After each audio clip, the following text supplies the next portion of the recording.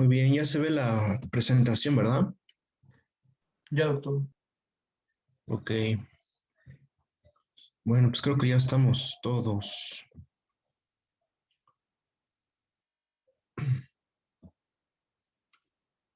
Ok, pues vamos a iniciar. Y bueno, pues el tema del día de hoy es la enfermedad vascular cerebral. Esto realmente es una urgencia que si no se atiende el paciente, bueno, pues puede llegar a tener muchas secuelas o inclusive llegar a la defunción. Aquí en cuanto a los objetivos del día de hoy de estas pláticas de las diapositivas, es mencionar los tipos de enfermedad vascular cerebral, que como vamos a ver en la plática, generalmente se clasifica en isquémico y hemorrágico. Conocer la fisiopatología y los factores de riesgo, que prácticamente son los mismos, tanto para isquémico como hemorrágico, ahorita los vamos a mencionar. Mencionar el cuadro clínico.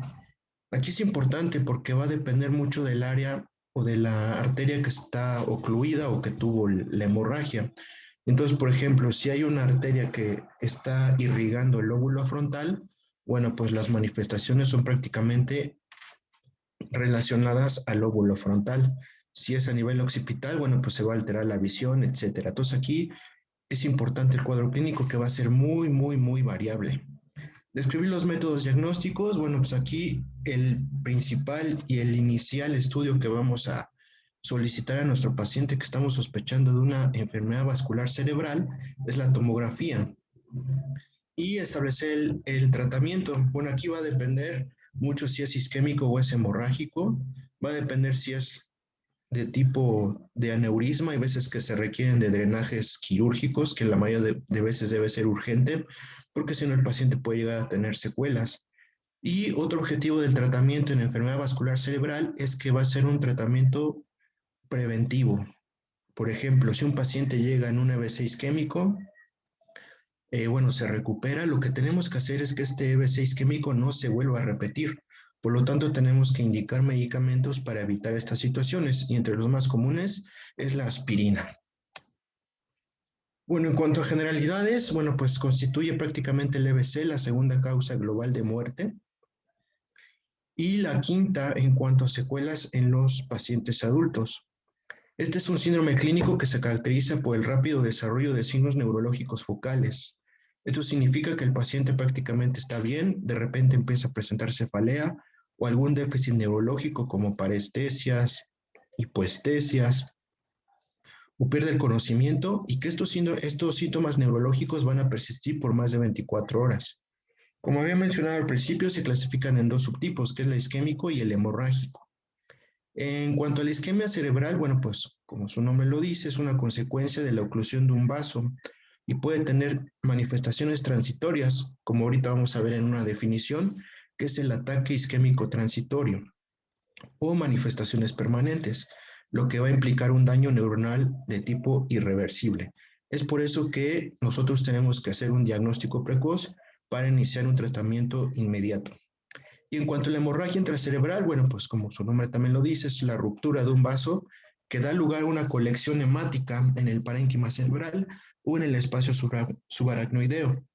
Aquí en cuanto a la hemorragia cerebral, como habíamos visto en el tema de hipertensión intracraneal, bueno, pues estos van a tener edema cerebral o hipertensión intracraneal estos pacientes. Es por eso que también tenemos que establecer un diagnóstico oportuno para evitar las complicaciones. En cuanto a factores de riesgo, prácticamente para las dos situaciones es lo mismo. Edad, se menciona que pacientes mayores de 60 años. El sexo, se establece que el sexo masculino es un poco más prevalente. La hipertensión, ese es el común denominador para las dos, tanto para isquemia como hemorragia. Entonces, la hipertensión arterial es el principal factor de riesgo para una enfermedad vascular cerebral. Existen otros como el alcohol, los diabéticos, principalmente los descontrolados, el tabaquismo, la historia previa de ictus, drogas principalmente como la cocaína que puede predisponer a hemorragias intracerebrales, tratamiento con anticoagulantes orales y antiagregantes, principalmente cuando no hay un adecuado control en cuanto al INR, entonces puede favorecer la presencia de hemorragia y enfermedades de tipo hematológico como Por ejemplo, déficit de proteína S, de proteína C, síndrome antifosfolípidos, el lupus, etc. Entonces, todos estos son factores de riesgo, pero les vuelvo a repetir, el principal para los dos es la hipertensión arterial. En cuanto a la clasificación, ya les había dicho que existen principalmente o se clasifican isquémico y hemorrágico. Como pueden ver en esta diapositiva, el isquémico prácticamente va a corresponder el 80% de los casos. El hemorrágico un 15, un 20%, y también hay una subclasificación en cuanto a la trombosis venosa cerebral. Esta es mucho más rara, pero también hay que tenerla en cuenta y va a constituir únicamente el 5% de las situaciones. Ahora, en cuanto al isquémico, lo podemos subdividir en isquemia cerebral transitoria y en el infarto cerebral como tal. El infarto va a constituir el 80% y la isquemia transitoria únicamente a un 10 a un 15%. Ahorita vamos a ver la definición. Y en cuanto al hemorrágico, puede ser de dos tipos: una hemorragia intracerebral, que es la más común, 15%, y una hemorragia subaracnoidea, que va a constituir el 7% de los casos. Aquí, recordando un poquito la anatomía, bueno, pues prácticamente aquí tenemos el polígono de Willis. Este polígono de Willis, prácticamente de aquí van a derivar todas las principales arterias que van a irrigar prácticamente el parénquima cerebral. Aquí hay 8 principales. De esas 8 principales van a tener subdivisiones y, bueno, arteriolas mucho más pequeñas. En primer lugar, la cerebral posterior, que está mencionada como el número 1, cerebral media, que prácticamente esta se considera la arteria que más se va a ver afectada, tanto en la isquemia como en la hemorragia. Existe una cerebral anterior que se clasifica en una 1, una 2, una comunicante anterior, una carótida interna, una comunicante posterior y por último una basilar que prácticamente va a irrigar la fosa posterior del parénquima cerebral. Entonces, este polígono de Willis es prácticamente clásico, ya que aquí van a derivar las principales arterias que van a estar irrigando al parénquima cerebral. ¿Hasta aquí alguna pregunta, alguna duda? No, doctor, todo bien. Ok, bueno, miren, aquí les había mencionado que está la isquemia cerebral transitoria. Esto es importante en cuanto a la definición, porque esta isquemia no existe un daño neuronal como tal. Únicamente, o bueno, se va a definir como una duración de síntomas neurológicos o déficit neurológico, pero que no va a ser mayor de 60 minutos. El paciente prácticamente se va a recuperar de forma espontánea, de forma íntegra, no van a tener ningún tipo de secuelas.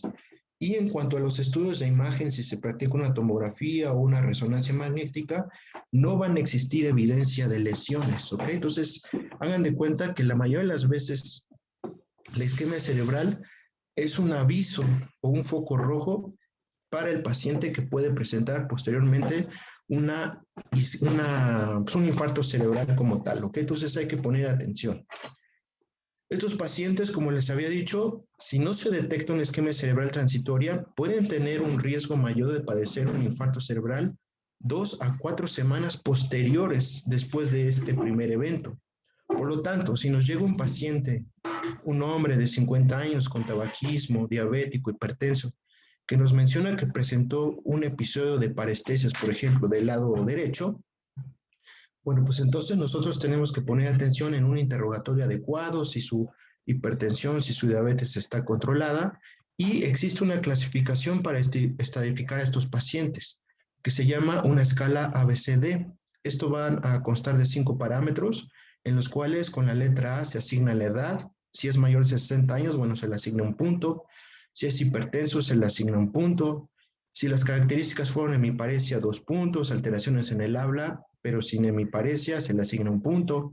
La duración del evento, si es menor de 60 minutos, esto quiere decir de 10 a 59 minutos se le asigna 2 puntos, si es menor de 10 minutos, únicamente un punto.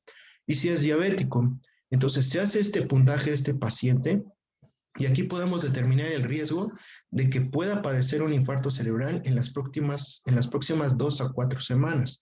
Por ejemplo, si tiene un puntaje de 1 a 3 puntos, se asigna que tiene un bajo riesgo. Un puntaje moderado de 4 a 5 puntos y un alto riesgo de 6 a 7 puntos. Entonces, en este paciente que tiene una isquemia cerebral transitoria, si nosotros lo detectamos, Aquí sí está indicado, por ejemplo, hacer un Doppler carotídeo para ver si está comprometida la irrigación a este nivel. Se le puede iniciar de una vez antiagregantes plaquetarios como la aspirina, generalmente la Protec, el clopidogrel o inclusive pravastatina o atorvastatina. Si nosotros hacemos estas medidas sencillas, este paciente lo podemos, bueno, podemos evitar el riesgo de que vaya a sufrir un infarto cerebral en las próximas 2 a 4 semanas. Es por eso que hay que poner atención en este tipo de pacientes. En cuanto a los subtipos, bueno, pues prácticamente la isquemia cerebral puede subdividirse de acuerdo a diferentes parámetros. Por ejemplo, en la anatomía, si es una circulación anterior o carotidia, si es una circulación posterior o vértebro-basilar, el mecanismo que lo va a producir, esto quiere decir si es un trombo, un coágulo, si es por placas de colesterol, si es por hemorragia, etcétera. Y para esto existe una clasificación que se llama de Toast. Esta clasificación lo que nos va a decir es los subtipos hablando precisamente de la isquemia o del infarto cerebral. Entonces, para el infarto cerebral existen 5 subtipos. En primer lugar, la aterosclerosis de grandes vasos, que este es el principal mecanismo para la isquemia cerebral. Aquí está aterosclerosis, que es prácticamente una placa de colesterol en alguno de los territorios arteriales. El lugar que principalmente se ve afectado es la bifurcación de las carotidas. A nivel de la porción proximal de la carótida interna y el origen de las arterias vertebrales. Aquí debe sospecharse una aterosclerosis de grandes vasos en aquel paciente que es hipertenso, como ya dije, y debemos confirmar esta aterosclerosis mediante un Doppler carotídeo. Aquí prácticamente se establece que cuando hay una oclusión más del 70%, la causa de esta isquemia fue originada por una aterosclerosis a este nivel. También podemos utilizar otros estudios de gabinete, como por ejemplo la angioresonancia, la angiotomografía y en algunas situaciones la angiografía cerebral. Desafortunadamente, estos estudios que les acabo de comentar no se tienen al alcance en todos los hospitales, entonces, por lo tanto, un Doppler carotídeo junto con una tomografía está justificado. En cuanto a este tipo de aterosclerosis de grandes vasos, bueno, pues aquí se tiene una característica que cuando hay una estenosis mayor de 50% y que es sintomática, bueno, pues que ese nos da la definición. Hay una isquemia cerebral mayor de 1.5 centímetros. Esas son las características. Entonces, acuérdense, la aterosclerosis de grandes vasos es el principal mecanismo para la isquemia cerebral o el infarto cerebral. Otro subtipo es el cardioembolismo. Este cardioembolismo, bueno, pues se debe a la oclusión de una arteria cerebral originado por un émbolo a partir del corazón. Y el principal factor de riesgo para el desarrollo de émbolos a nivel del corazón es la presencia de la arritmia, principalmente de la fibrilación auricular. Es por eso, si un paciente nosotros lo tenemos con hipertensión, aparte tiene una FA, en ellos está indicado iniciar un tratamiento con anticoagulantes, con un antiarrítmico, mejorar la tensión arterial, porque si no puede presentar nuevamente el evento isquémico. Aquí este subtipo de isquemia, bueno, pues aquí los signos neurológicos prácticamente aparecen de forma súbita, con un déficit máximo desde el inicio. Tiene la característica de que pueden estar comprometidos diferentes territorios arteriales, es decir, la arteria basilar, la carótida posterior, la carótida interna o o la cerebral media inclusive. Entonces, tiene la característica de que puede haber varios territorios comprometidos. Una isquemia cerebral superficial generalmente a nivel cortical puede tener el riesgo de hemorrágico. Entonces, si en un principio este cardioembolismo origina un EBC de tipo isquémico, el detalle de estos pacientes es que posteriormente se puede transformar en hemorrágico y por lo tanto estos pacientes tienen mucho peor pronóstico. Aquí, como su nombre lo dice, bueno, pues la fuente es una cardioembolia que generalmente va a ser originada a nivel del corazón.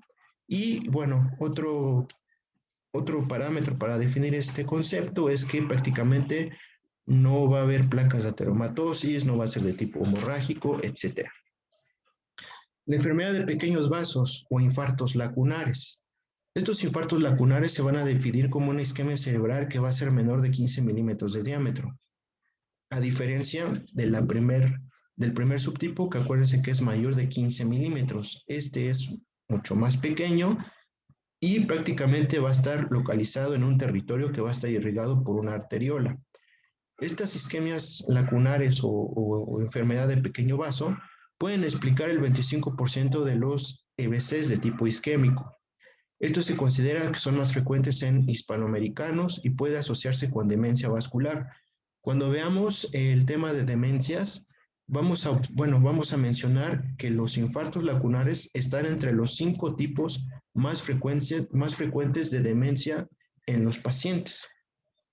Y aquí estas isquemias lacunares o infartos lacunares generalmente se van a presentar en las arterias lentículo-estriadas y tálamo perforantes, que son arteriolas de calibre muy pequeño. Puede tener muchas manifestaciones sintomáticas, entre ellas hemiparesia motora, un síndrome sensitivo puro o la combinación de síndromes sensitivos y motores, disartrias o hemiparesias de tipo atáxico. ¿Okay? Entonces acuérdense, infarto lacunar es un infarto menor de 15 milímetros de diámetro y es una causa importante de demencia de tipo en el adulto. Los principales factores de riesgo, como ya mencionamos nuevamente, hipertensión y diabetes, y como antecedente o como definición de este tipo de isquemia, acuérdense que es menor de 15 milímetros. Esa es la clave. Otras causas, bueno, aquí existen otras formas de isquemia que van a ser mucho más raras, y aquí el detalle es que se pueden presentar en pacientes menores de 45 años. Estos pacientes menores generalmente no son diabéticos o hipertensos, pero pueden sufrir de de isquemia cerebral secundaria a otras causas, como por ejemplo, algunas vasculopatías, como la disección de la arteria cérvico-cerebral, una fibrodisplasia muscular, enfermedad de Takayasu, enfermedad de Moyamoya, vasculitis del sistema nervioso central, el lupus eritematoso, etc. Entonces, estas son causas menos frecuentes, pero en pacientes menores de 45 años que aparentemente no tienen ningún tipo de enfermedad crónica. Dentro de ellas, la más frecuente, la disección de la arteria cérvico-cerebral, es la que se presenta con mucho más frecuencia. Y esto lo que significa es que hay un desgarro de la pared arterial, por lo tanto va a haber una formación de un hematoma intramural y puede manifestarse como síntomas locales o inclusive a veces que puede ser asintomático. Esto de asintomático es muy, muy raro. Generalmente sí van a tener síntomas neurológicos. Y como les dije, estos pacientes generalmente son jóvenes y sin antecedentes. Nuevamente mencionando un poquito en cuanto a la fisiopatología de la isquemia, bueno, pues ya dijimos que es debido a una oclusión de un vaso cerebral y por lo tanto se va a ver obstrucción del flujo sanguíneo cerebral. Se desencadena una cascada de eventos bioquímicos que inicia con la pérdida de energía y por lo tanto va a terminar en muerte de tipo neuronal. Estos eventos o cascada inflamatoria lo que va a constituir o lo que va a presentarse es que va a haber un exceso de aminoácidos excitatorios, entre ellos el glutamato, que acuérdense que ese es un neurotransmisor excitatorio por excelencia. Va a haber formación de radicales libres, inflamación y entrada de calcio a la neurona, que el exceso de calcio le va a provocar prácticamente la muerte neuronal. Después de la oclusión, el núcleo central se rodea por un área de disfunción causada por alteraciones metabólicas o iónicas. Esto es con la finalidad de mantener la integridad estructural de la neurona. A esto se le llama una penumbra isquémica. Por lo tanto, esta penumbra isquémica, una vez que sucede el evento vascular cerebral, esta penumbra lo que significa es que las neuronas las neuronas que van a estar alrededor del territorio comprometido van a tratar de compensar este flujo sanguíneo cerebral. Esta penumbra isquémica generalmente se da entre las 2 a 4 horas. Si nosotros pasamos de este evento y no ofrecemos un tratamiento oportuno al paciente, entonces esta penumbra prácticamente o este proceso de tratar de equilibrar el flujo sanguíneo prácticamente se va a empezar a perder y por lo tanto ya se puede empezar a manifestar como tal el infarto y se puede extender. Es por eso que el tratamiento ideal en los pacientes con EBC isquémico debe ser en las primeras 4.5 horas de inicio de los síntomas neurológicos. En cuanto a la tomografía, ya les había mencionado que es el estudio de elección. Todo paciente que nosotros sospechamos que tiene un EBC, lo primero que nosotros tenemos que indicar es una tomografía. Está justificado que se haga de forma simple, no es tanto lo contraste. Generalmente los contrastes se sugieren cuando hay, por ejemplo, presencia de abscesos, de tumores, pero nosotros en un área de urgencias, un EBC en sospecha, con una tomografía es más que suficiente. Y el principal motivo o objetivo de solicitar esta tomografía urgente en fase simple es primero que nada descartar si es un EBC de tipo isquémico y hemorrágico, ya que el tratamiento va a ser prácticamente diferente. Si nosotros tenemos una tomografía que no está tan evidente el daño, pero nosotros sospechamos de un EBC, bueno, pues está indicado realizar una resonancia magnética que tiene mucho más alta sensibilidad. Puede ser útil más en las fases hiperagudas, desde las 2 horas ya podemos encontrar manifestaciones y también es mucho más utilidad en padecimientos o cuando hay un EBC de tipo o que está localizado prácticamente en la circulación posterior o a nivel del cerebelo, ¿ok? La angiografía, la angiotac y la angioresonancia también van a permitir visualizar la circulación tanto intra y extracraneal en algunos casos, pero el inconveniente es, como les mencioné hace rato, no se tiene en todos los hospitales. Aquí la ventaja de estos estudios es que también se pueden ofrecer una terapia en estos pacientes y también nos sirve para hacer el diagnóstico de una vasculopatía de tipo aterosclerósico. Otros estudios que nosotros debemos solicitar en nuestro paciente que llega al área de urgencias con EBC, bueno, pues es prácticamente una química sanguínea completa, biometría hemática, tiempos de coagulación, electrocardiograma, etc. La tomografía, ya les dije que es el estudio de elección, y aquí nosotros podemos encontrar signos tempranos de un EBC de tipo isquémico. Estos signos tempranos se pueden encontrar entre las 3 a 4 horas de inicio del evento o el déficit neurológico, y algunos hallazgos o signos tempranos de este tipo de EBC se encuentra el signo de la cuerda hiperdensa, que ahorita vamos a ver imágenes, signo de la cuerda hipodensa, podemos encontrar disminución de la densidad, podemos encontrar hipodensidad cortical y subcortical, pérdida de la densidad de la sustancia gris y blanca, lo que traduce un edema cerebral, borramiento de surcos y cisuras, que también traduce edema cerebral, o datos de compresión ventricular. Entonces, estos datos tempranos nosotros los debemos que conocer para ir precisamente en búsqueda de ellos. Si nosotros no los conocemos y no estamos familiarizados con las imágenes, es difícil que nosotros podamos hacer un diagnóstico temprano.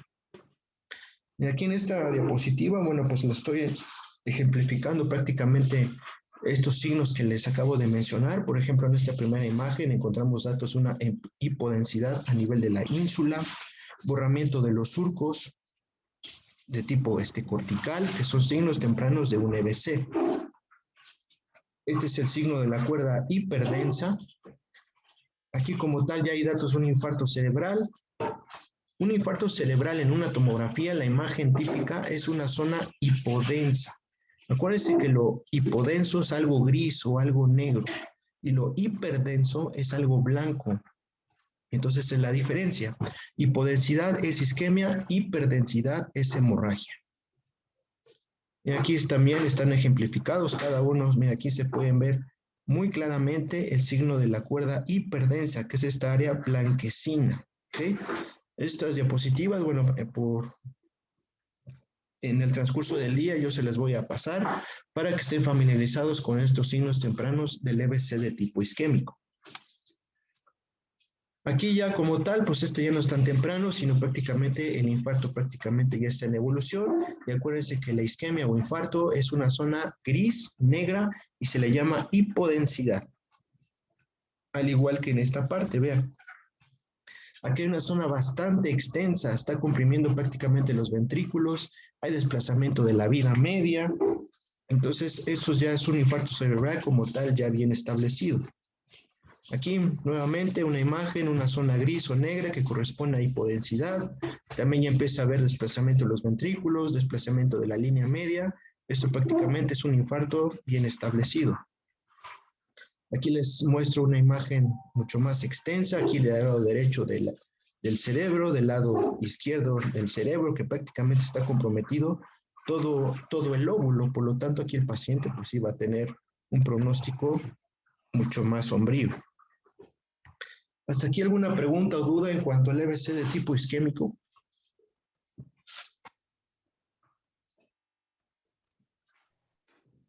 No, doctor. No. No, doctor.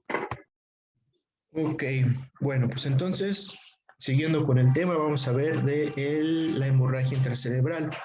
Como habíamos mencionado en una diapositiva previa, bueno, esto va a representar el 10 y 15% de todos los EBCs y según su localización, también recordando las primeras diapositivas, puede ser intraparenquimatosa o de tipo subaracnoideo. Esto se va a definir como una extravasación de sangre dentro del parénquima secundaria a la ruptura de un vaso sanguíneo. Tiene una morbimortalidad elevada. Los pacientes con hemorragia cerebral tienen peor pronóstico que los pacientes de tipo isquémico. Es por eso que se tiene que detectar y la mayoría de las veces se tiene que hacer un drenaje quirúrgico urgente. Aquí vean esta estadística, únicamente el 38% de los casos sobrevive al pasar el primer año, o sea, más de la mitad prácticamente de los pacientes con hemorragia van a fallecer. El 30% logra una independencia a los 3 meses. Esto quiere decir que pueden tener secuelas, aunque el paciente puede llegar a ser independiente y llevar su vida prácticamente en parámetros medio de normalidad. En cuanto a la hemorragia cerebral, ya dijimos, lo hemos repetido muchas veces, el principal factor de riesgo es la hipertensión arterial, que generalmente va a ser descontrolada. La hemorragia intracerebral, la localización más frecuente es a nivel de los ganglios basales. Eso es importante y puede ser una pregunta de examen. La localización más frecuente de una hemorragia son los ganglios basales, aunque puede prácticamente estar presente a cualquier nivel. En cuanto a otra causa de hemorragia intracerebral, también se encuentra el depósito de proteína beta amiloide que se va a encontrar en la pared de los vasos. Generalmente en los vasos córtico-leptomeningios, y estos también son causa de hemorragia intracerebral, pero esto se caracteriza que es básicamente a nivel lobar, ¿ok? Entonces, cuando hay hipertensión, la causa más frecuente son los ganglios basales, pero cuando no hay hipertensión y la hemorragia se debe a depósito de la proteína beta amiloide, entonces aquí la hemorragia más frecuente es a nivel lobar.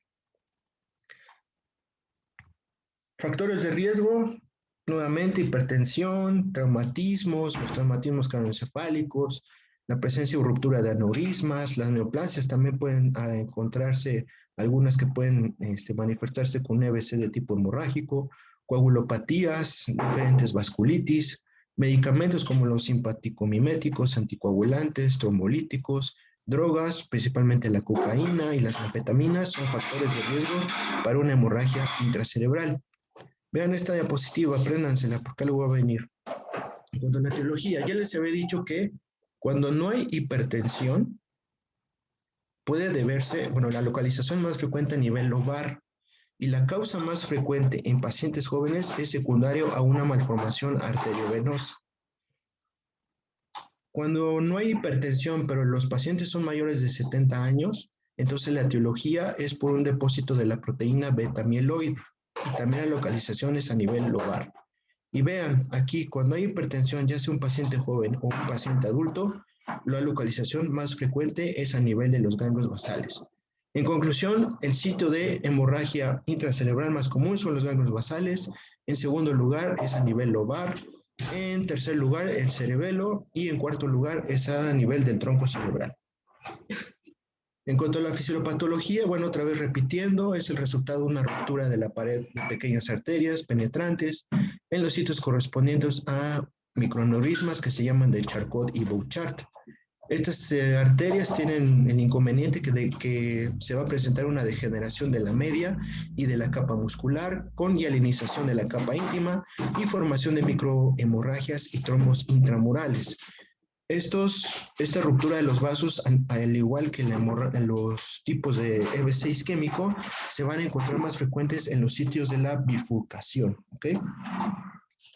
Esto es lo que va a ocurrir cuando existe una ruptura de un vaso. Se rompe el vaso en los primeros 1 o 10 segundos, existe un daño neuronal con acumulación de neutrófilos y de macrófagos. Posteriormente se va a dar origen a la formación del hematoma, esto generalmente en los primeros 60 minutos. Y aquí igualmente puede haber cambios o descontroles hipertensivos y empieza a haber degeneración de la túnica media. Por lo tanto, va a haber también una cascada inflamatoria y sobreexpresión de radicales libres. Si este hematoma sigue progresando, que va a ser en las primeras 6 horas, se va a expandir, bueno, pues aquí ya va a encontrarse daños, prácticamente lesiones tisulares, lesiones vasculares, y va a haber también un perihematoma secundario al principal. Y posteriormente, si esto no se detecta, no se da un tratamiento, pues prácticamente esta hemorragia va a dar la formación de un edema que va a ocurrir en las 24, 72 horas. Aquí prácticamente hay una toxicidad humoral, toxicidad a nivel celular y prácticamente muerte de las neuronas. Esta es la evolución que va a presentarse en una hemorragia de tipo intracerebral. Cuadro clínico. Este cuadro clínico se va a presentar de forma súbita y los síntomas prácticamente van a ser rápidamente progresivos. En la hemorragia intracerebral, el déficit neurológico es también máximo al inicio. La mayoría de las veces, el paciente únicamente va a referir cefalea o prácticamente también es muy común que pierdan el conocimiento. Es muy común que en las mañanas, muy tempranito, a las 5 o 6 de la mañana, que es cuando se presentan estos eventos, el paciente se levanta al baño, se levanta de su cama y ¡zas!, de repente se cae. El paciente prácticamente se encontraba por algunos familiares que generalmente son los que los llevan a prácticamente el área de urgencias. Si el proceso es leve, bueno, el paciente te va a referir cefalea, náuseas, vómitos y puede también presentarse déficits neurológicos sensitivos, motores contralaterales, infratentoriales con alteraciones en los pares craneales, puede presentar ataxia si es a nivel del cerebelo, nistagmos o dismetrías también a nivel cerebelar. Y en cuanto al EBC de tipo hemorrágico, es común, o bueno, no tan común, pero en un 15% de los casos puede encontrarse crisis convulsivas. Eso puede ser la única manifestación del EBC. A lo mejor no te va a presentar cefalea, no te va a presentar hemiparesis, pero únicamente el único hallazgo es la presencia de una crisis de tipo convulsivo. Otros datos pueden ser signos meningios, generalmente cuando la hemorragia se empieza a extravasar a nivel de los ventrículos o de los espacios subaracnoideos. Entonces, por eso que hay que hacer una adecuada semiología e interrogatorio y exploración de los pacientes. Ahora vean, aquí en este cuadrito, como ya les mencioné al principio, el cuadro clínico va a depender mucho de la arteria que sea prácticamente la comprometida. Entonces, por lo tanto, vean, cuando la arteria oftálmica que corresponde a la circulación anterior va a estar ocluida o va a sufrir hemorragia, prácticamente se va a presentar como una ceguera monocular. Cuando la arteria carotídea coroidea anterior se va a estar comprometida, puede haber una hemiparesia de tipo contralateral. La arteria cerebral anterior va a haber una debilidad contralateral de las extremidades, abulia y alteraciones en algunos movimientos. La cerebral media, que como les dije en un principio, generalmente es la que más frecuentemente se ve afectada. Y vean, aquí como dato, siempre que encuentren un paciente con hemiparesia y hemiplegia, es prácticamente la arteria que va a estar comprometida en la cerebral media. Hay otras ramas que pueden provocar afasias, apraxias, etcétera, ¿sale? Entonces, es importante tener en cuenta o estar familiarizados más o menos con cada uno de los lóbulos, que ya lo vimos en las clases de anatomía y fisiología, para tratar de determinar cuál es la arteria afectada. Digo, con finalidades de enseñanza y de pregrado, bueno, pues no es tan importante, únicamente para ustedes y bueno, para mí también es importante detectar o sospechar el EBC, solicitar una tomografía y de acuerdo a ello, bueno, pues ya enviarlo al especialista. No nos estamos forzados a saber prácticamente cuál es el territorio afectado. Eso ya va a depender si se dedican a medicina interna, a terapia intensiva o inclusive a neurología o neurocirugía. Ven, aquí están otras manifestaciones en cuanto al cuadro clínico de los pacientes que van a tener un EBC. Esto se los voy a mandar, digo, más al ratito para que lo chequen con calma. ¿Está aquí alguna pregunta, duda, algo?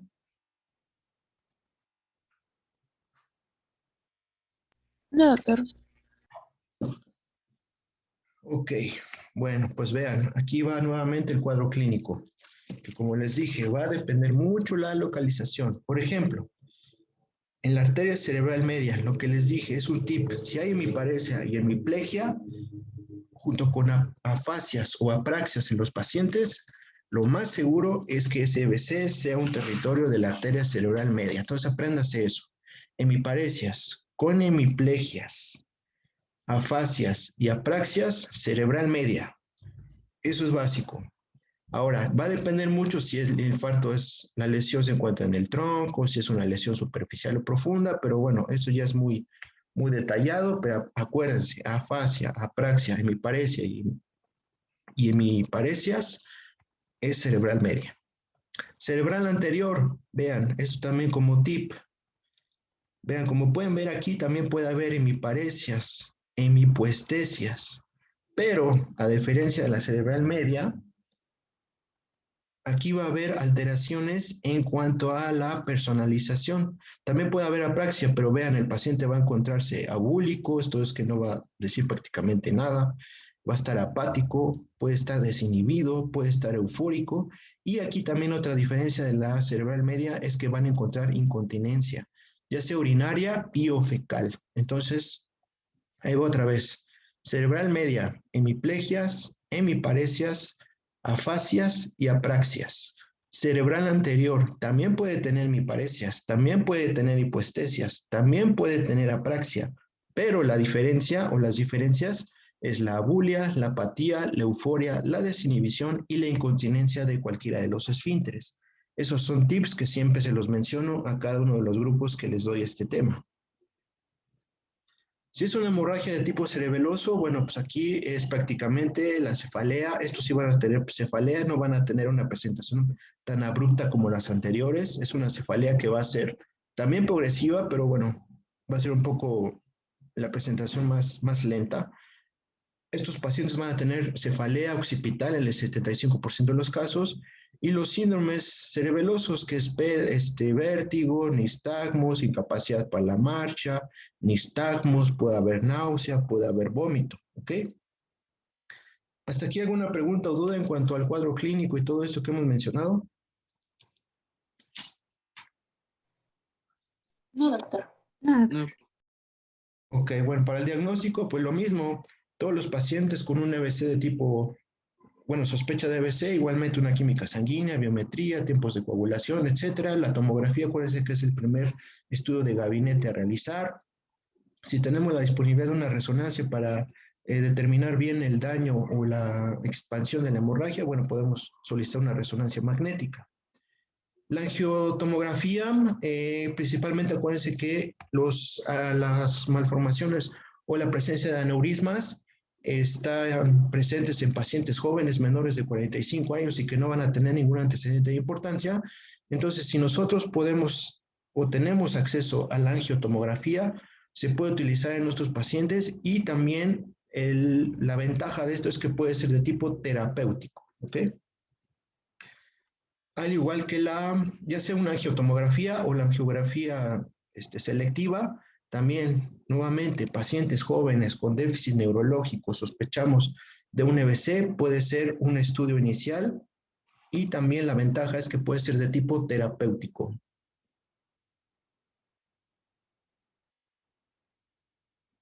Vean la diferencia, esta es una tomografía de un EBC de tipo hemorrágico. Aquí la lesión es blanquecina o un área hiperdensa. Aquí está prácticamente localizado del lado izquierdo. Y vean lo mismo, ya está comprimiendo los ventrículos, hay desplazamiento de la línea media. Aquí prácticamente es una hemorragia mucho más extensa, ya se va extravasando o ya se van extendiendo a nivel de los ventrículos. Vean aquí nuevamente, una hemorragia cerebral, y esta área más oscura o gris o negra es el edema perilesional en una hemorragia de tipo cerebral, ¿ok?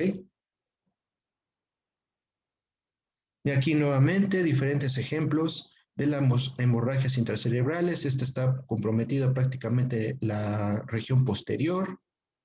Aquí prácticamente ya igual ya va a haber expansión o extravasación de sangre a nivel de los ventrículos. Y bueno, pues aquí hay otros ejemplos de hemorragias masivas. Aquí estas últimas tomografías en la parte inferior prácticamente está ejemplificando el área de hiperdensidad que son bastante extensos. ¿Hasta aquí alguna pregunta o duda?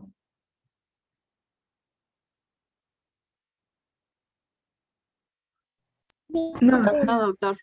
Bueno, por último, ya vamos a hablar de la hemorragia subaracnoidea. Aquí se va a definir como la presencia de sangre en el espacio subaracnoideo. Aquí la causa principal de una hemorragia de tipo subaracnoideo es la ruptura de un aneurisma. Como les dije, estos generalmente son presentes en pacientes jóvenes sin ningún antecedente de importancia, menores de 45 años y, nuevamente repitiendo, estos tienen una alta morbimortalidad. Vean aquí, la mitad de los pacientes que sufren de una hemorragia subaracnoidea va a fallecer en los primeros 30 días y el 50% va a tener secuelas de tipo irreversible. Entonces, como pueden ver, estos pacientes también tienen un mal pronóstico. Aquí para que haya una ruptura de un aneurisma va a depender mucho de su tamaño y de la localización, que ahorita vamos a ver cuál es la localización más frecuente de la ruptura de los aneurismas. Aquí el principal factor de riesgo, nuevamente, acuérdense, ya se lo he dicho muchas veces, es la hipertensión arterial, pero también el tabaco, el alcohol, el antecedente heredofamiliar de algún familiar con hemorragia subaracnoidea en primer grado, enfermedades hereditarias del tejido conectivo. Otras causas que pueden incluir la ruptura, bueno, son malformaciones, aneurismas de tipo micótico, disección de las arterias intracraneales, coagulopatías o vasculitis del sistema nervioso central. La mayoría de los aneurismas y los que se van a romper generalmente se localizan en la circulación anterior, que van a corresponder el 80 al 90% de los casos. Y posteriormente, bueno, la circulación posterior, que va a estar comprometida en la arteria basilar. El 15% de los casos se encuentran aneurismos múltiples. Esto quiere decir que aparte de uno, pueden encontrarse otros aneurismas que en la mayoría de veces son más pequeños, pero que también tienen riesgo de una ruptura en cualquier momento. Aquí estos, en cuanto a la fisiopatología, bueno, pues aquí y nuevamente se va a ver comprometida el flujo sanguíneo cerebral, va a provocar cambios en cuanto a la remodelación de los vasos, va a haber dilatación y cambios en el grosor de la pared, va a haber una remodelación excéntrica y remodelación asimétrica, se va a ver comprometido el flujo sanguíneo cerebral y por lo tanto eso va a provocar la ruptura del aneurisma. Esta aneurisma, bueno, pues esta ruptura o esta sangre se va a ir prácticamente extendiendo a nivel del tejido cerebral y más frecuentemente pues a nivel del espacio subaracnoideo. Aquí igualmente, con esta ruptura, bueno, pues va a favorecer una cascada de coagulación, adhesión de leucocitos, de plaquetas al endotelio, expresión de moléculas de adhesión, principalmente de los ICAMPs, y exceso de citocinas, que prácticamente todos estos son factores inflamatorios. También se pueden encontrar exceso de neutrófilos, de monocitos, infiltración de los vasos por polimorfonucleares. Entonces, como pueden ver, es una cascada de coagulación bastante exagerada. En cuanto al cuadro clínico de la hemorragia subaracnoideo, el paciente lo va a presentar o va a referir que es una cefalea de inicio súbito y que es la peor de su vida. Esto quiere decir que el paciente a lo mejor puede estar realizando una actividad física, únicamente estar sentado, te va a referir a una cefalea súbita, como si le dieran un golpe, y posteriormente va acompañada de náuseas, vómito, fotofobia, alteraciones de la conciencia o algún otro déficit de tipo neurológico. También podemos encontrar en estos pacientes signos meningios o hemiparesias, hipoestesias, parálisis de los nervios craneales como el tercero y el sexto pares. Podemos encontrar también pérdida de control de los esfínteres, también podemos encontrar abulia. Acuérdense que la circulación anterior son esfínteres, son abulias, son euforias, son apatías, etc. Y cuando se ve comprometida la cerebral media, acuérdense que son hemiparesias, hemiplegias, apraxias o afasias. Aquí, desafortunadamente, la hemorragia subaracnoidea no se diagnostica en el 50% de los casos de forma inicial, sino que se diagnostica ya prácticamente en fases avanzadas y por lo tanto es por eso que tienen peor pronóstico, ya sea que no se hace un tratamiento y un diagnóstico de forma oportuna. En cuanto a la escala pronóstica de la escala de la hemorragia subaracnoidea, existe una escala clínica que se llama Hund-Hest. Bien, aquí como pueden ver va del 0 al 5, obvio el 5 es el peor pronóstico, prácticamente el paciente está en coma, rigidez de descerebración, prácticamente está el paciente moribundo y su mortalidad es del 100%. Lo más leve es una cefalea, rigidez de nuca, déficit neurológicos focales, pero esto se tiene que detectar para que el paciente salga adelante y tenga una supervivencia mayor de 60% en los primeros 30 días. Entonces, la escala clínica de la hemorragia subaracnoidea es la escala de Hund y Hest. La tomografía nuevamente va a ser para el diagnóstico en las primeras horas, aunque el estudio inicial o de primera elección, si sospechamos de la hemorragia subaracnoidea, es también realizar una angiografía cerebral. Este se considera el estándar de oro, ya que también, aparte de su alta sensibilidad y especificidad, también podemos ofrecer un tratamiento de tipo, podemos ofrecer una terapia. La punción lumbar tiene indicación si estamos sospechando la hemorragia subaracnoidea, siempre y cuando no haya datos en una tomografía o que ésta sea normal, una resonancia normal, pero si nuestra sospecha es de hemorragia subaracnoidea, un paciente joven, entonces sí está indicado la punción lumbar, siempre y cuando tomen en cuenta que no vaya a tener datos de hipertensión intracraneal, porque si no, está contraindicado. Aquí el paciente con hemorragia subaracnoidea en una punción lumbar, el líquido cefalorraquídeo es prácticamente hemorrágico. Vamos a encontrar eritrocitos y jantocromía que van a dar o confirmar el diagnóstico de la hemorragia subaracnoidea, ¿ok? Si nosotros tenemos una tomografía negativa, resonancia negativa y un líquido cefalorraquídeo normal, entonces prácticamente descartamos la hemorragia de tipo subaracnoideo. Para estadificar los daños el nivel de hemorragia subaracnoidea existe la escala de Fisher. Vean, como pueden ver, el tipo 1 pues, es el más leve, no hay sangrado en las cisternas ni en los ventrículos. El tipo 2, bueno, aquí ya existe sangre más difusa, pero que se extiende todavía menor de 1 milímetro a nivel de las cisternas. Un grado 3 ya prácticamente es un coágulo grueso y con una extensión mayor de 1 milímetro. Y prácticamente un grado 4, que es un Fisher mucho más grave y con mal pronóstico. Ya prácticamente hay un hematoma intraparenquimatoso, hemorragia intraventricular, sangrado difuso. Entonces acuérdense, escala de Hund y Hess es una escala clínica. Escala de Fisher es una escala tomográfica. Los dos tienen que ver con la hemorragia de tipo subaracnoideo. Aquí nuevamente algunas imágenes de tomografía para ejemplificar la escala de Fisher. La angiografía, ya dijimos que en los pacientes jóvenes tenemos una imagen de tomografía que da sospecha de una hemorragia subaracnoidea, entonces el estudio inicial a este tipo de pacientes es una angiografía, ya que podemos ofrecer terapia. Ya, como pueden ver, aquí se ve la circulación a nivel intracerebral y aquí se ve una especie de globito que corresponde al aneurisma. Vean aquí prácticamente otro globito que es el aneurisma y otro que es el aneurisma. Medidas generales, ya hablando de los CBCs ya en general. Es el ABC, acuérdense que es mantener respiración, vía aérea, circulación, el déficit neurológico. Aquí lo que nosotros tenemos que hacer es mantener un adecuado aporte hídrico, adecuado aporte de electrolitos. En algunas situaciones es necesario manejar analgesia, mantener un adecuado control de la presión arterial, esto con la finalidad de mantener una TA media entre 125 a 70 milímetros de mercurio. No debemos de mantener unas tensiones arteriales tan disminuidas, porque si no, prácticamente disminuimos el flujo sanguíneo cerebral y podemos provocar más isquemia en el paciente. Entonces es por eso que la TA media debe estar entre estos parámetros. Debemos evitar la hiperglucemia, la hipertermia, que se asocian a mal pronóstico y que deben evitarse. De los medicamentos que más se utilizan son la nimodipina, 60 miligramos, en horarios de cada 4 horas, vía oral si es que está disponible, sino de forma intravenosa durante los primeros 10 días. Esto se ha establecido que disminuye el vasoespasmo que puede estar presente en el 40% de los casos y la mortalidad en un 10%. Entonces, hay veces que la causa del fallecimiento del paciente es el vasoespasmo secundario de la hemorragia subaracnoidea.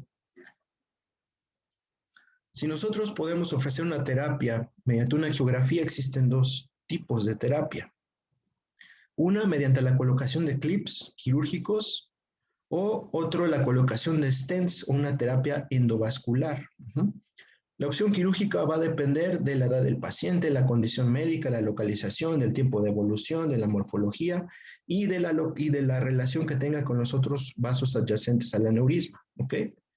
Generalmente se considera una opción de clipaje en los aneurismas con cuello ancho o con efecto de masa. ¿Okay?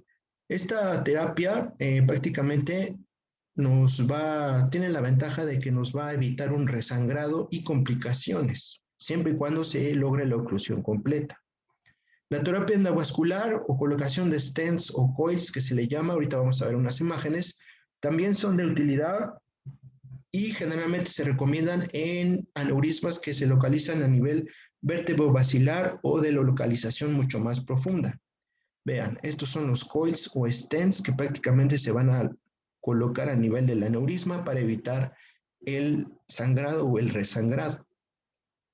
Y esto es mediante la angiografía terapéutica. Complicaciones de la hemorragia subaracnoidea, pues resangrado, el vasoespasmo, hidrocefalia. El resangrado puede presentarse en los primeros días, principalmente en las primeras 72 horas.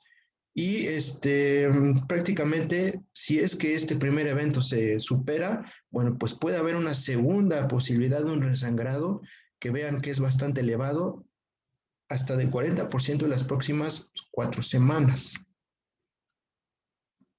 Las complicaciones del vasoespasmo es que va a provocar pues, prácticamente isquemia y se debe sospechar en aquel paciente que tiene o que persiste con cefalea, hay alteraciones de la conciencia, sigue con datos de focalización, hay datos de fiebre y leucocitosis, ¿ok? Entonces ya les dije, para la hemorragia subaracnoidea, la angiotomografía o la angiografía cerebral son los estudios de elección.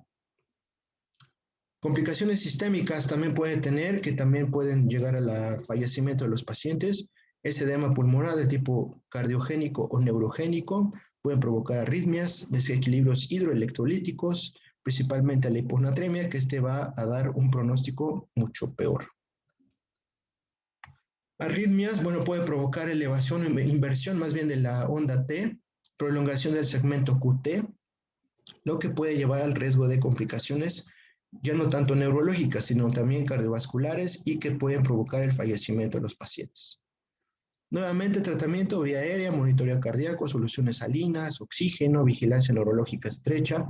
Idealmente, estos pacientes deben estar en una terapia intensiva. Si es mejor una terapia neurológica, es mucho más factible. Nuevamente, mantener una TA que no pase de 110 a 90.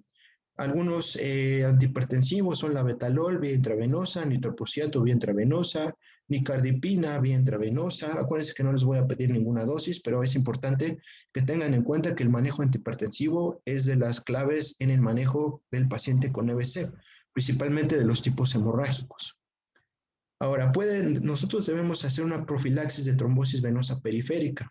Esto es mediante compresión intermitente con medias elásticas, dosis profilácticas de anticoagulantes, ya que aquí se deben de ajustar dosis mínimas, porque si estamos un anticoagulante y estamos frente a un paciente con EBC hemorrágico, entonces podemos volver a provocar resangrado, entonces hay que tener cuidado. El tratamiento para el EBC isquémico, ya les había dicho que debe ser en las primeras 4.5 horas, máximo 6 horas en la ventana terapéutica para utilizar este tratamiento que es de fase aguda, que es administrar el activador tisular de plasminógeno humano, o más bien conocido como RTPA, de forma intravenosa.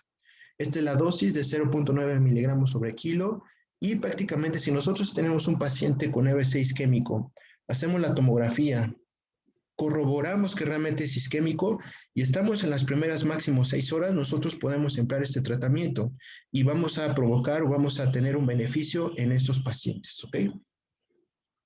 Otras medidas va a ser el manejo de edema cerebral, nuevamente, el manitol, acuérdense, de forma intravenosa, es el tratamiento que se debe de aplicar en este tipo de pacientes, ya sea de forma en el EBC de tipo isquémico, en el hemorrágico o inclusive en hemorragia subaracnoidea. En cuanto al tratamiento quirúrgico, ya dijimos que principalmente van a ser candidatos los de tipo hemorragia intracerebral y los de hemorragia subaracnoidea, siempre y cuando estén en las primeras 24 horas de realizar el diagnóstico y la localización sea adecuada. Prevención secundaria. Si el paciente con EBC isquémico logra sobrevivir o ya no tiene ninguna complicación aguda, bueno, lo que tenemos que hacer es dar antiagregantes plaquetarios, principalmente la aspirina, dosis de 75 a 325 miligramos, el clopidogrel, que también son antiagregantes plaquetarios para lograr la prevención secundaria. Si el paciente es cardiópata, alguna arritmia, tiene FA, bueno, pues en ellos tenemos que realizar una terapia con anticoagulación, ya sea enoxaparina de bajo peso molecular, warfarina, senocumarina, etcétera. Pero siempre y cuando tenemos de mantener un índice internacional estandarizado o un INR que estén en un rango de 2 a 3. Si no tenemos un rango adecuado, el paciente puede volver a resangrar y se va a volver a complicar. Las estatinas reducen los niveles de colesterol total, de lipoproteínas de baja densidad, pero también tienen efectos pleiotrópicos. Esto quiere decir que van a estabilizar la membrana neuronal y por lo tanto se va a disminuir el riesgo relativo de recurrencia de un EBC isquémico en un 18-20% de los casos. El que más se sugiere o el que más está recomendado es el uso de la atorvastatina hasta en dosis de 80 miligramos al día. Tratamiento quirúrgico, ya les había mencionado que la colocación de los clips, aquí podemos ver el aneurisma que prácticamente se rompió, y la colocación de un clip de tipo quirúrgico, ya sea mediante una angiografía o una cirugía prácticamente abierta. En los aneurismas ya les había mencionado que la localización más frecuente es a nivel de la comunicante anterior, pero también podemos encontrar a nivel de la cerebral media en un 20%, de la circulación posterior en un cuanto por ciento, pero en pregunta de examen, el sitio de aneurisma más frecuente es la arteria comunicante anterior. Y bueno, pues hasta aquí terminamos el tema. No sé si hay alguna pregunta, alguna duda, algo que no haya quedado claro. Yo solo tengo una pregunta para aclarar un poco, doctor. Hace rato mencionó en la profilaxis traumática, ahí sería bueno dar una heparina de bajo peso molecular. Si el paciente, haz de cuenta, ya tú tienes tu paciente con EBC, es de tipo isquémico, Sí. haces todas tus medidas. Si el paciente está hospitalizado, sí puedes utilizar una heparina de bajo peso molecular o heparina estándar, cualquiera de las dos. Si realmente estás familiarizado con la dosis intravenosa y las infusiones de la heparina normal, lo puedes hacer. Acuérdate que esa es más variable, entonces debes de tener un control más estricto. La enoxaparina o la de bajo peso molecular es más sencilla, aplicas de forma subcutánea y es mucho más fácil de controlar, entonces puedes utilizar cualquier heparina, siempre y cuando, te digo, sea un EBC de tipo que tenga una cardiopatía o que el origen sea un émbolo o un coágulo, ¿eh? Si es por placa ateromatosa, entonces no está indicado como tal, ahí está más indicado una pravastatina o una aspirina o el clopidogrel, o sea, va a depender de tu causa. Si es cardioembólico, sí heparinizas. Si es por placa de ateroma, un antiagregante plaquetario.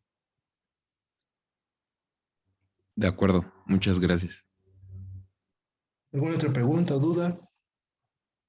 Doctor, Uh-huh. había mencionado sobre la proteína beta amiloide. Entonces, los pacientes con Alzheimer siempre van a estar predispuestos a tener este tipo de eventos. No O sea, tan. Aquí o sea que sí hay depósito de la proteína beta amiloide, pero aquí es a nivel del vaso sanguíneo. Y en el Alzheimer es proteína beta amiloide, pero a nivel de los ganglios basales, o sea, como tal en la sustancia gris. no tanto en las arterias. Obvio, si tu paciente de Alzheimer es hipertenso, diabético, pues también puede tener riesgo de un EBC, pero no significa que todo el Alzheimer también puede presentar hemorragia intracerebral, por así decirlo. O sea, es diferente. El depósito uno es a nivel de la arteria, en la hemorragia, y otro es a nivel de la sustancia gris. Entonces es diferente el concepto. Obvio, el Alzheimer también puede tener un EBC, pero no es sinónimo, por así decirlo. Gracias.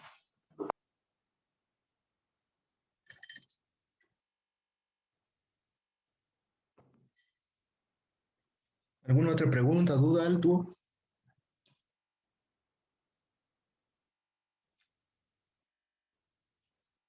Doctor, yo tengo una pregunta. Es que en el video que nos mandó mencionaba sobre la escala de Cincinnati. ¿En qué casos se recomienda más? Pues una escala que es así como de forma general, también evalúa varios parámetros.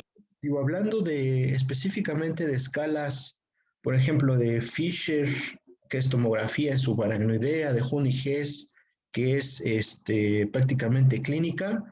La Cincinnati es de forma general, entonces tú lo puedes emplear en tu área de urgencias, en tu área de medicina interna, en tu terapia intensiva. Eso es como más generalizada, pero también se usa y es válida. Ok. Gracias, doctor. Sí, es como más general, por así decirlo, para cualquier tipo de EBC. Esa era mi duda. Si solo era como para un tipo específico de EBC. No, por ejemplo, si tú estás en tu área de urgencias, puedes utilizar tu escala, ya que lo estadificaste bien, ya viste que es una hemorragia subaracnoidea, que digas, sí, subaracnoidea, entonces ahí ya puedes emplear tu escala de Fisher más tu Juni-Hess, o sea, ya lo complementas, por así decirlo. Ok. Gracias, doctor.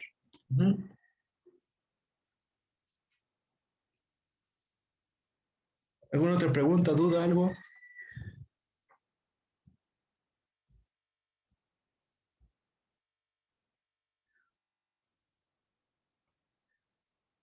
Bueno, pues si no hay preguntas, dudas por este tema, pues damos por terminado y en el transcurso de la tarde yo les envío el próximo video y del tema de la próxima semana, ¿vale? Sí, doctor, gracias. De acuerdo, doctor. Gracias. Vale, Hasta luego. cuídense mucho. Hasta Igual, luego. hasta luego. Nos vemos. Hasta luego, que esté muy bien. Muy felices.